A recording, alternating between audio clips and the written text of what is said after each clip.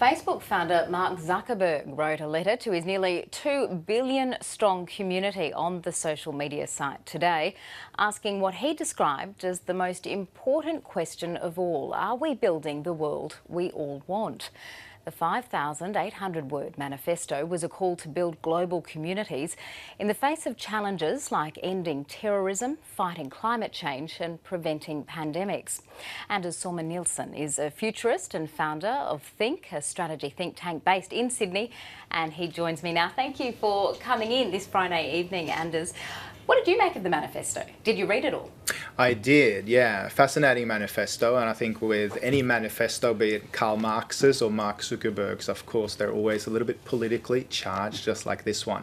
I think also he has to, in some ways here, sort of re-establish his authority and in some ways the kind of unbiased nature, the objective nature of Facebook, because in many ways it might have been hijacked recently for other political motives. So establish his authority, do you mean in the face of perhaps fake news? For example, yeah, exactly, both fake news and of course also filter bubbles that have been used by political parties recently to rise to power. And I think in the kind of context of really a social network, as is Facebook, for example, having made its transition to now being a mainstream media platform that has also in many ways been hacked for political purposes most recently, he has to kind of re-establish his authority and what the purpose and mission of Facebook is all about. He's not the only one at the moment talking about a move away from globalisation. Do you think it's fast falling out of favour? It is falling out of favour to some degree. I mean, we've seen it with Brexit, we've seen it with Trump's rise, and even in right-wing nationalist parties across the world, including here in Australia. So, of course, there is this backlash by people who feel like they've been left behind by technology, artificial intelligence, and, of course, globalisation. Now, Zuckerberg says Facebook needs to encourage people to communicate more in the real world, but some of his critics might say that his social media platform actually encourages isolation.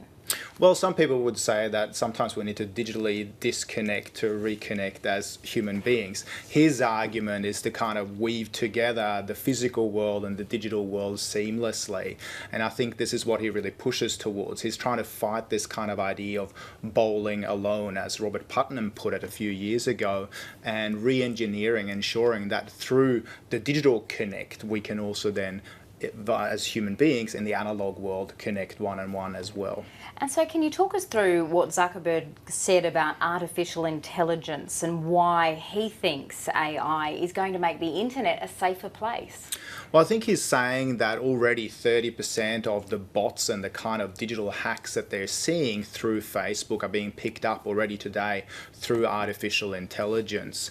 And of course, this is not dissimilar in some ways to kind of stopping the kind of spam that you and I used to get into our inboxes, but now instead having artificial intelligence picking up fake news or even bots trawling the internet to kind of reserve us fake news once we've clicked or liked a particular piece of fake news, such as Hillary Clinton selling weapons to ISIS. Now, just finally, I wanted to ask you, do you think this was a political statement by the Facebook founder? There's been much speculation that he himself is considering a tilt at politics in the United States. Is he positioning himself? I think it's both a defensive move and also an offensive move. In some ways, the criticism that have been levelled at him are kind of akin to saying to Gutenberg, you invented the printing press, and yet there's bad ideas being spread through the printing press. So there's a defensive move there by Mark Zuckerberg, but he's also getting on the offensive, both in terms of helping out his advertisers who want to see this as a good platform, but potentially also as someone who's gone beyond the university dorm room and now does have potentially political ambitions as well. Really interesting to hear from you, Anders Sorman-Nilsson. Thank you for coming in. Thank you.